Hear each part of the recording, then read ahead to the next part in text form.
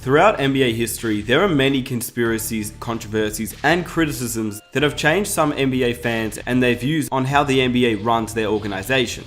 There's an entire National Basketball Association criticism and controversy Wikipedia page that goes through every single conspiracy theory and controversy that has happened in the NBA. Obviously not every single one is correct, but at the same time there have been NBA officials that have come out and stated that they rigged games and they purposely controlled the narrative. And it was David Stern, who obviously, rest in peace to David Stern, but he changed the NBA as we know it today. He brought in a new audience, he made the game exciting, he made it fun to watch, and he was able to get NBA players the contracts they have today. Back in February of 1984, when David Stern was the NBA commissioner for the first time, he changed the league entirely to what it is today. Over a 30-year reign on the league, and he's definitely one guy who many believe changed the league but also rigged a lot of things in the league. For example, the infamous 1985 NBA draft where Patrick Ewing was selected with a folded envelope. That has obviously been covered many times, and it's no surprise that everybody thinks he rigged the draft because there was a folded envelope. It was New York City, and of course David Stern would want one of the biggest cities to have one of the biggest players. It's no surprise. But then there's also many other instances. The Chris Paul veto trade at a time when New Orleans was officially purchased by the NBA, and it was David Stern who was technically the owner of the New Orleans Hornets, and then somehow that trade gets denied out of every other trade that we've seen go through. Well, whose decision was it to stop the trade? No, not to stop. No, not to stop. There's no superstar that gets traded in this league unless the owner says go ahead with it. And in the case of New Orleans, the representative of the owner said that's not a trade we're going to make. But that representative was you, if I'm right. Correct. In effect, then, you said the trade is not going to go through. I said that New Orleans would not make the trade that had been proposed to them. And of course, many people don't agree with what David Stern did, or they almost choose not to believe the NBA is rigged. There are just a lot of things that don't make a lot of sense in the NBA, and maybe they shouldn't. But first and foremost, the NBA is a business. But of course, David Stern was a businessman as well, and he wanted the NBA to succeed and maybe rig certain parts of the league just to make it more enjoyable to watch for NBA fans and give them a reason to keep returning. Because if people don't return, the NBA isn't the NBA as we know it today. But one story that isn't necessarily covered a lot are the Lakers and their 2013 playoff conspiracy. With that being said, before I get into the video, if you enjoy these types of videos and you enjoy NBA conspiracies and all sorts of NBA content, trades, analysis, stories, be sure to hit that subscribe button for more NBA content every single week. Hit that notification button so you never miss an upload, and I would greatly appreciate if you guys could drop a like for the channel. It takes 1 second of your time and it would make my day. So before even watching the video, I want you to comment down below right now, do you believe in the 2013 Lakers conspiracy, or do you need more information? In that case, let's get into the video. Of course, David Stern always wanted the biggest teams to be on the biggest stages. It's no surprise. Once again, he was a businessman and the NBA was a business. The bigger the team, the more viewership, the more money, and it all works hand in hand.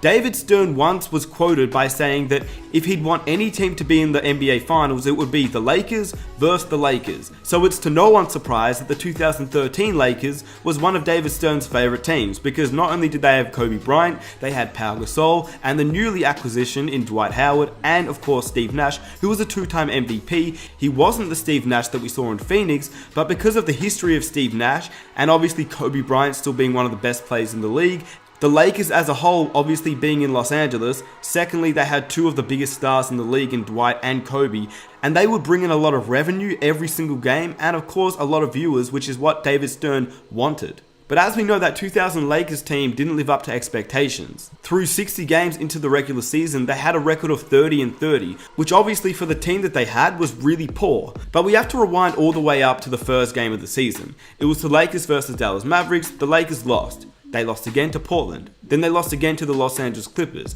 They started off with an 0-3 record, and many just thought the Lakers were struggling with chemistry issues. But by the first 3 months, they really weren't doing that well. They were 15-15, and they weren't able to string wins together.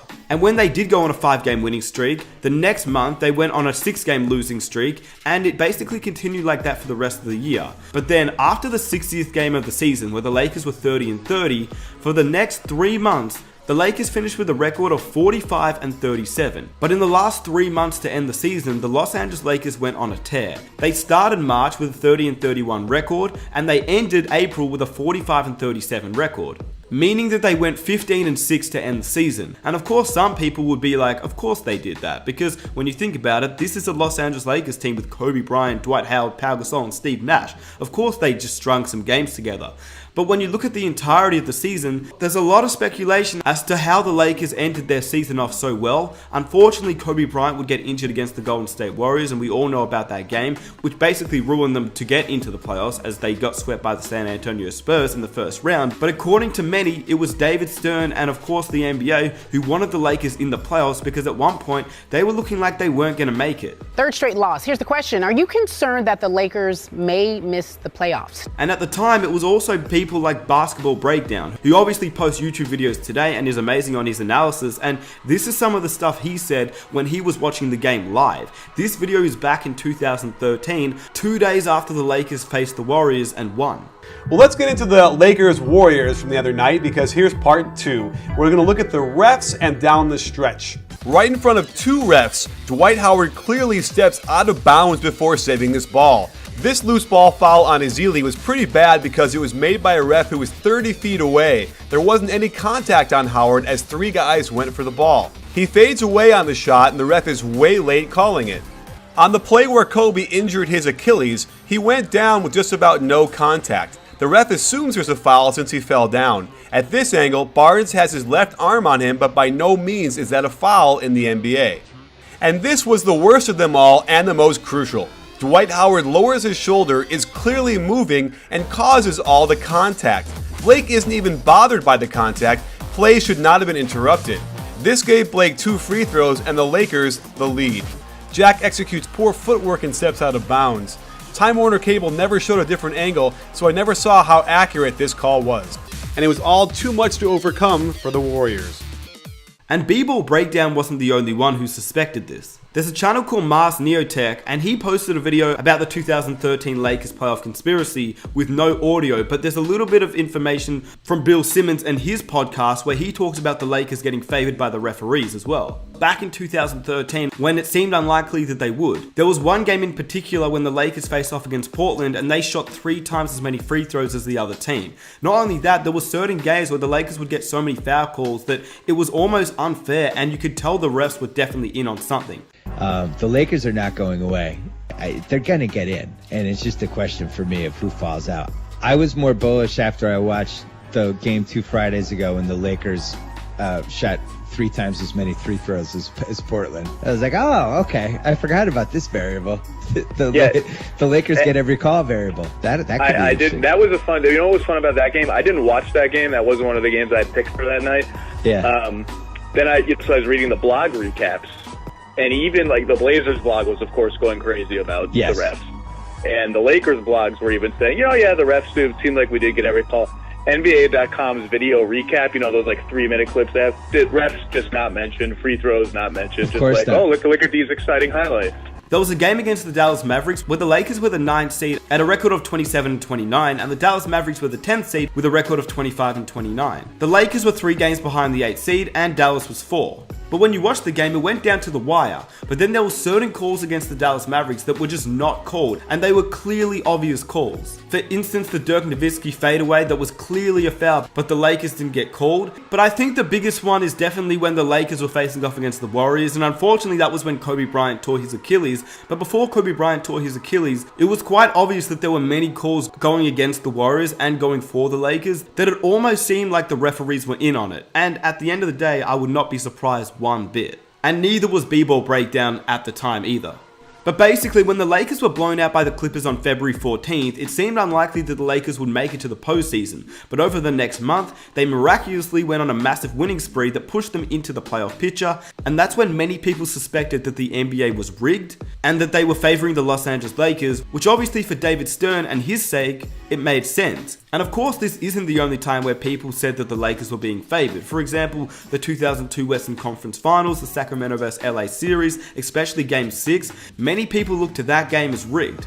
The There's also the 2000 Portland Trailblazers, the 2004 Minnesota Timberwolves, where the Lakers obviously favored by the referees. And not only that, when you look at the video evidence, it's so profound that you can kind of see that the referees were definitely in on something. You don't even really need to understand the NBA or what the league is about. If you just look at the game and you see how many uncalled fouls there were and go through each and every game, I mean, to be honest with you, it's almost seemed as if it's definitely rigged. And like I said, if the Lakers are in the playoffs, that automatically equals more money for David Stern and the NBA.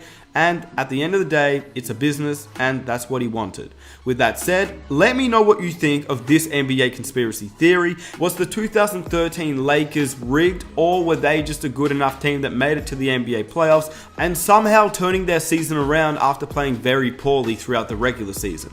I'm not sure about you, but when you go through each and every clip, it definitely looks like the Lakers were in on something here, and it looks like the referees definitely favored the Los Angeles Lakers, and to be honest with you, it wouldn't be the first time. But I haven't seen too many people post about the 2013 Lakers conspiracy theory, so I thought I may as well make a video on it. So if you did enjoy it, please leave a like to show support on the channel, subscribe if you're new for more NBA content every single week, hit that notification button so you never miss an upload, and it's been your boy Nick Smith. I am out. Peace.